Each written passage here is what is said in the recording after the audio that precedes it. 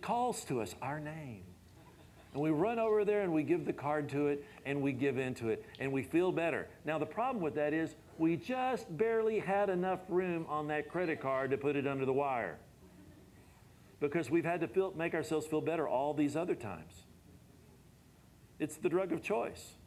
It's those things that we're ready to give up because I want Jesus to be the only thing that I'm dependent on. I don't have to feel dependent on anybody else or anything else. He wants me like Johnny. He is all I need except a Salem cigarette.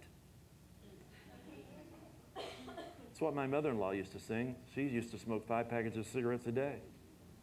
She would light one in the morning, and that would be all. She would light the next one from the end of the previous cigarette. She went from cigarette tray to lit cigarette to lit cigarette. And she would sing that in her Methodist mind. He is all I need except that Salem cigarette. He is all I need. Jesus is all I need except that Salem cigarette.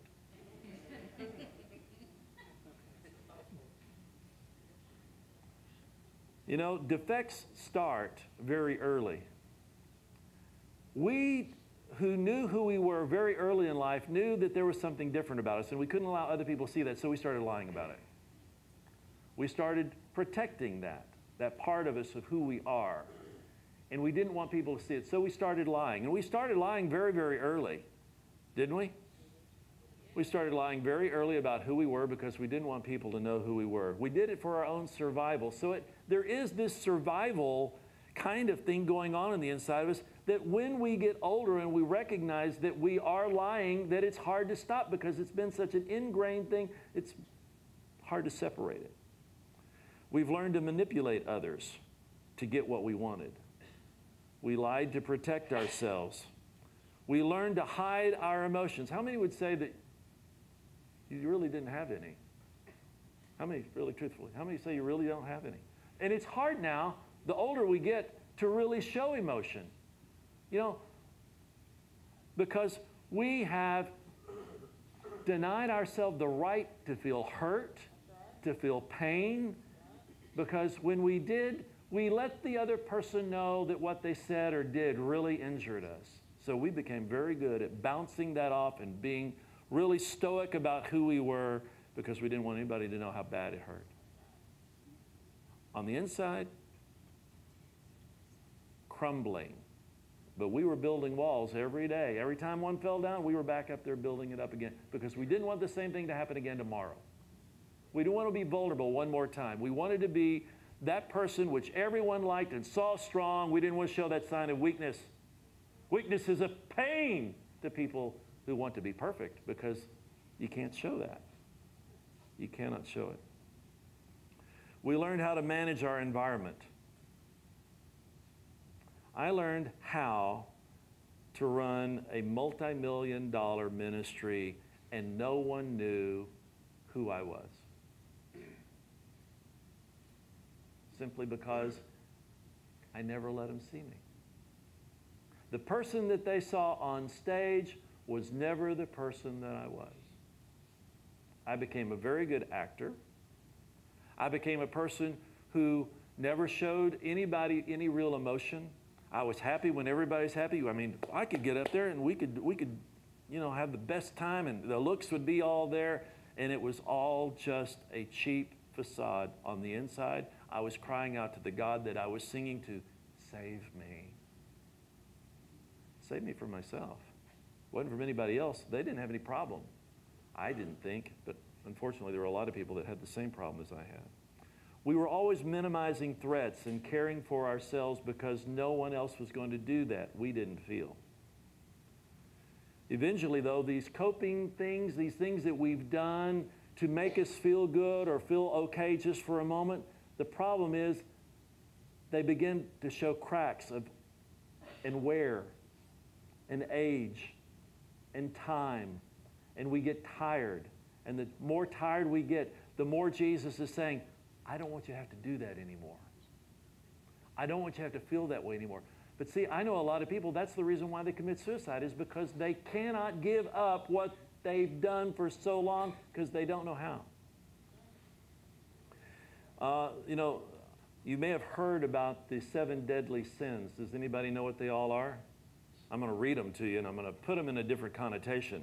One of them is pride, greed, lust, dishonesty, gluttony, laziness, and envy. Arrogance. Are there people in our community that feel like they have everything? And they belong to all the right clubs and all the right organizations. They drive the right car. They live in the right neighborhood. They got the right zip code, in other words. But the problem with that is, you know what? They go home and they get into bed and the same things creep into their mind that creep into ours. They go to sleep and they see the fact that they're nearly overdrawn.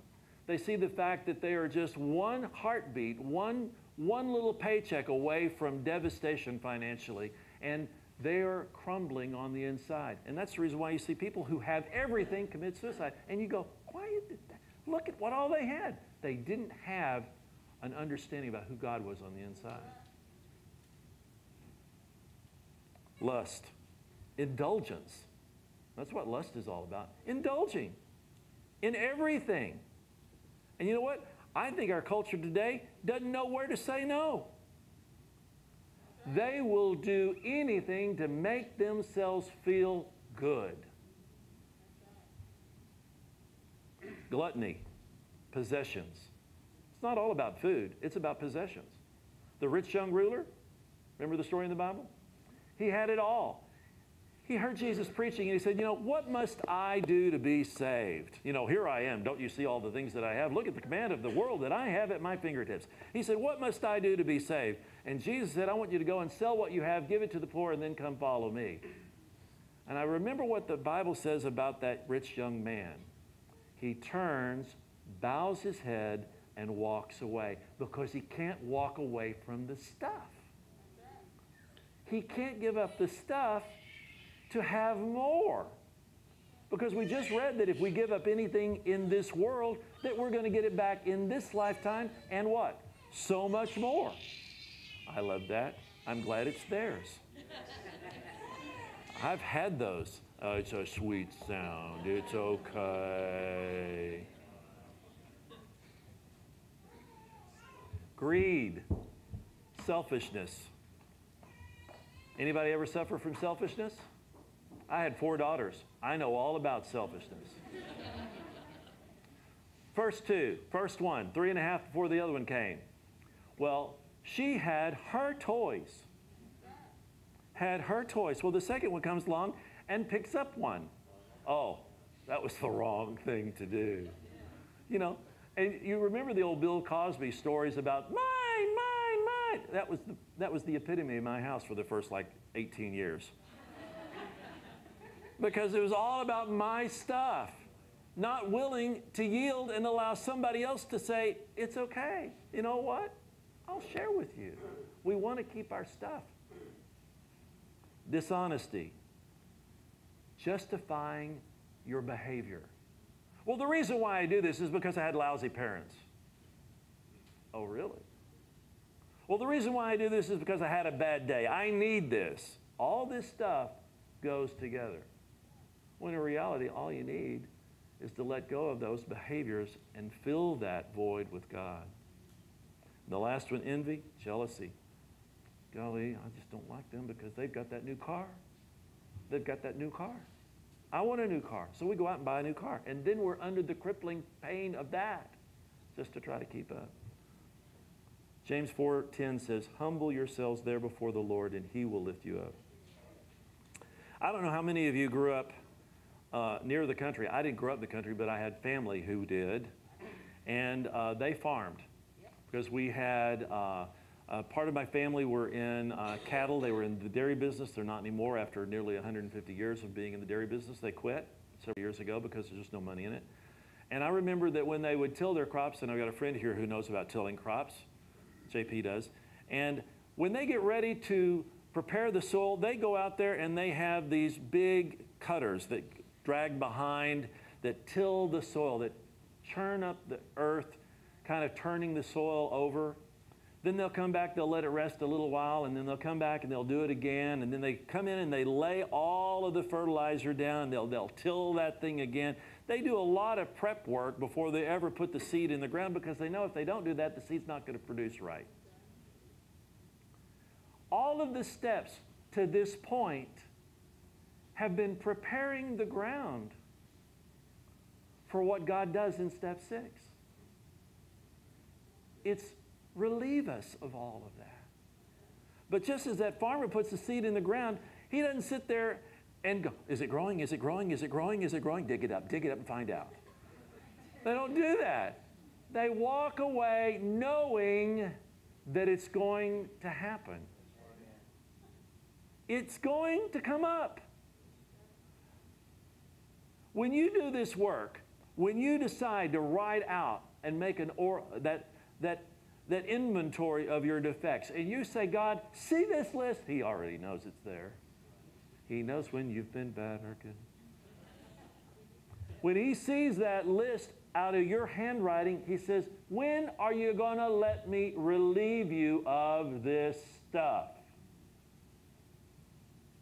It's up to us. We've done all the work, written it all out. We've said, God, please, we don't want to deal with this anymore. I don't want this anymore. I don't want to feel like I am building a wall that I don't let anybody in because I'm afraid that they will see who I really am. On the surface, it looks easy. When you look at the farmer out there doing all that work, it looks pretty easy. Thank God we've got, farm vehicles today that we didn't have at the turn of the last century. They make it look pretty easy today. And we look out over those crops as we drive through countrysides and we see it all out there and we say, that looks really pretty easy, but all the work has already been done. Now all we've got to do is to wait and watch God do the work. The problem is you've got to do all the work ahead of time. It just doesn't come up. All the work has to be done. This is the quiet time, folks, when you rest knowing that God is at work within you. 1 Peter 1:13 and 14 says, therefore, prepare your minds for action. Be self-controlled. Ooh, don't like that. We have been controlled for so long, and this is one of the things that I noticed when I first came out, that gay individuals have very little self-control. And the reason for that is because they have felt controlled their whole life, and finally when they're out, all controls go away. Their behavior goes off the charts. They end up in jail doing stupid things, end up at the bottom of the barrel in every part of life because they have thrown caution to the wind. Because they said, I'm not going to let anything else control me in my life. Well, you know what? You can do that. And we'll be calling some of Patrick's friends, that are good attorneys and get you out. Unfortunately, that's not the way it works. We have to learn to trust God. The rest of that scripture says, therefore, prepare your minds for action. Be self-controlled. Set your hope fully on the grace to be given you when Jesus Christ is revealed. He's here. But let me ask you a question. How is your faith in God? How's your trust doing? If we were to put your trust meter out there, where would that needle be? Where would that needle be?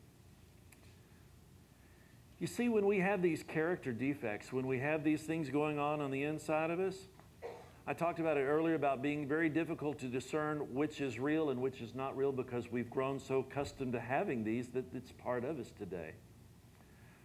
Mark and I like going to a particular floral shop because this guy is a German and he has raised prize-winning orchids. I mean, orchids. I mean, you walk into this place and all you see is orchids. They're grown in mass for Valentine's and things like that. And you walk into this place and it is huge volume of just nothing but orchids.